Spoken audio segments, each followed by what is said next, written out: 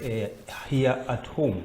To kick off this, I want to welcome Apostle to tell us what he understands, what is this all about, because you are all the way from Kitui, number of counties, and people think you've passed the point. Yeah. What is this?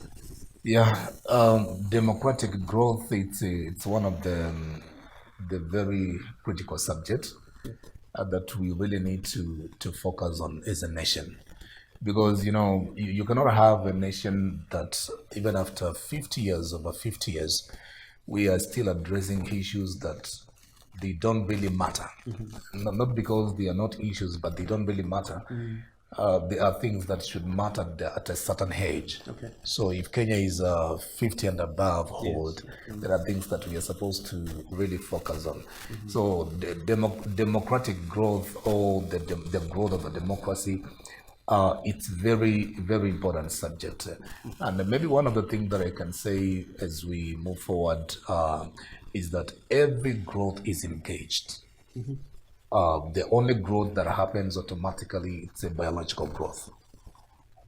And even that biological, it has some conditionalities. Sure. That if you don't meet those conditions, you might end up not growing. Sure.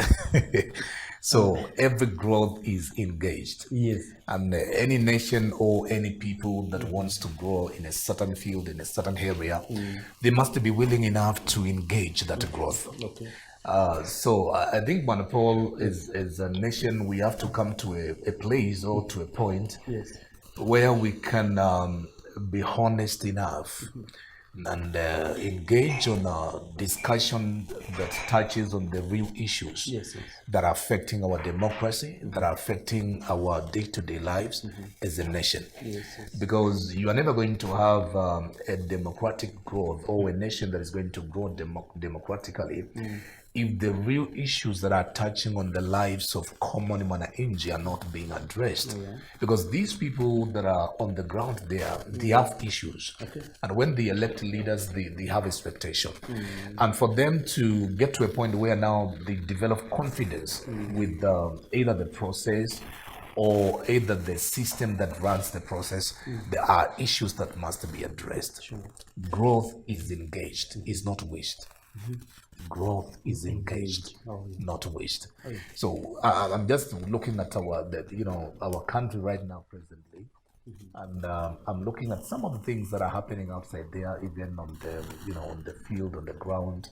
We watch news every day, and you can tell that our democracy, yes, it's growing, but this is Africa. What do you mean? What do you mean, Africa? This is Africa, and what I mean is that one of the things that we lack as Africans, or maybe I should pose it like this: how many of our politicians, how many of honest politicians outside there who can raise issues, critical issues, serious issues that touch on the lives of Mwananchi without attaching their interest on it? How many of them that are honest enough that can raise issues that are touching on the life of the common citizens and that they are not attaching their interest on it? You see, the growth of democracy is not only the role of politicians, it's the role of every citizen. Okay. So if a politician comes and all that he wants me to do is to play a role that eventually will lead into a benefit only to his side and not on my side, then we are not growing. Maybe he is growing, but I am not growing. But you are not growing. Yes. So the growth of democracy is as you're putting it, it's actually supposed to be a process, right? It's a process. Right. Thanks so much. That is Steve K. Also, and you can listen, if you listen to his words, you realize that there is something most of us are missing, because there is that growth that needs to be felt. Makori, dunia sasa imefika ni wakati tunatakana kujua God and democracy, and God, create democracy and the church.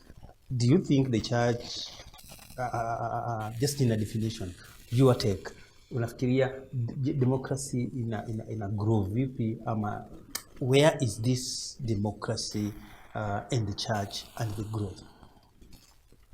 Okay, there is something here I don't understand what. Yes, yes. Because we are talking about democracy. Yes. Democracy, according to me, the way people are thinking, not the way people are talking about it, is different. I understand. Yes. When we talk about democracy, if you became on your own, Yes. on your own democracy, you can do whatever you want. Okay. Without engaging anybody. Right now, as we talk as Kenya Yes. or in Africa, we have a problem of this democracy because people are just saying anything, talking anything, nobody will question Okay. because of democracy. And even so, it is the same. I cannot say the church we have democracy. How could you have democracy? Because you are not living on your own. Oh yeah. The church was purchased by the blood of Jesus. Okay. So you are married to somebody. Okay. You have to do something And that the one who married you akikwambia fanya hivi, that's the way you have to walk. okay. But now democracy ikiingia kanisani, Yes. for example, kuja jinsi ulivyo, you can walk even naked because of democracy. Okay. When we are talking about democracy in Kenya, Sure. Yes. we are failing to understand this because you can abuse the president Okay. Okay. because of democracy, because the law says. Okay. Right now, people are talking about like you have to face this because we are in a democratic nation. You can say anything you want to say because of democracy. Yes. The way they can say it. But one thing I always ask, Yes. who is the king? Which is Israel? You are a man and you are married. Wewe ndo unasema tunataka kufanyika kwa familia yako. Oh yeah. In Kenya, we have our own president, elected president. Yes. Whichever people say so, kwa kila mtu akona vile anaongea. Yes. But it was chosen by Kenyans. They voted for him. Okay. Now let us come democracy. Akisema hii, kila kitu ni mbaya. Akifanya lile, kila kitu ni mbaya. Akiengage the second, third party, kila kitu ni mbaya. Oh yeah. Now the question is, what democracy are we talking about? You ask me, is it? Because if you are going to live on your own, hutaki kuambiwa, that's what you mean, with democracy, to do anything you want. Kwa mfano, the Bible says, if we come to the church, Yes.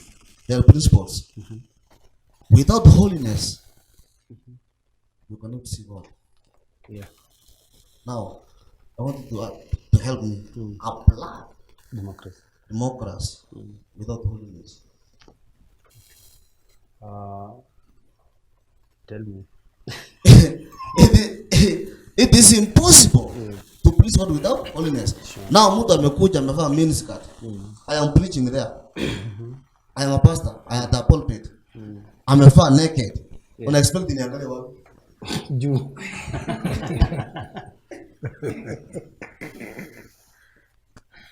No, sometimes watu wa media wanatupeleka makosa kila kitu you are talking about pastors.